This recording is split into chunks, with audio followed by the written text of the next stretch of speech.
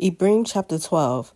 We too, then, having so great a cloud of witnesses all around us, let us lay aside every weight and the sin which so easily entangles us, and let us run with endurance the race set before us. Looking to the Prince and Perfecter of our belief, Yahushua, who for the joy that was set before him endured the stake, having despised the shame and sat down at the right hand of the throne of Yahweh. For consider him who endured such opposition from sinners against himself, lest you become weary and faint in your lives.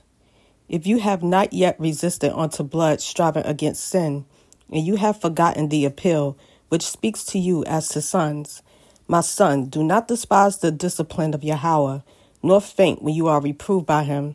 For whom Yah loves, he disciplines, and flogs every son whom he receives. If you endure discipline, Yahweh is treating you as sons. For what son is there whom a father does not discipline? But if you are without discipline, of which you all have become sharers, then you are illegitimate and not sons. Moreover, we indeed had fathers of our flesh disciplining us, and we paid them respect. Shall we not much rather be subject to the Father of spirits and live? For they indeed discipline us for a few days, as seems best to them, but he does it for our profit, so that we might share his apartness.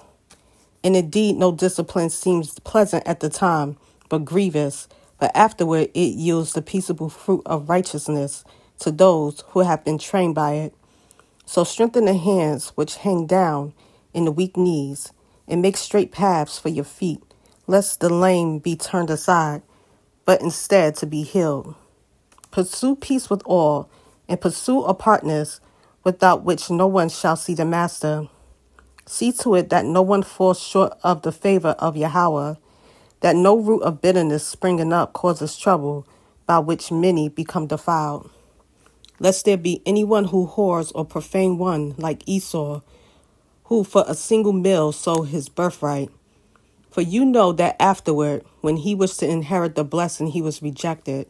For he found no place for repentance, though he sought it with tears.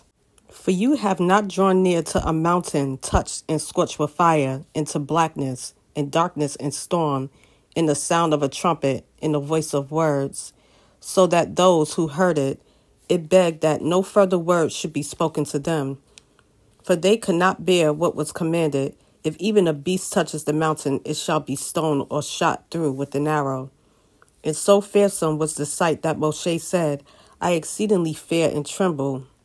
But you have drawn near to Mount Zion, and to the city of the living Yahweh, to the heavenly Yerushalayim, to myriads of messengers, to the entire gathering and assembly of the firstborn, having been enrolled in heaven, and to Yahweh the judge of all, and to the spirits of righteous men made perfect, and to Yahushua the mediator of a new covenant, and to the blood of sprinkling, which speaks better than the blood of Habel.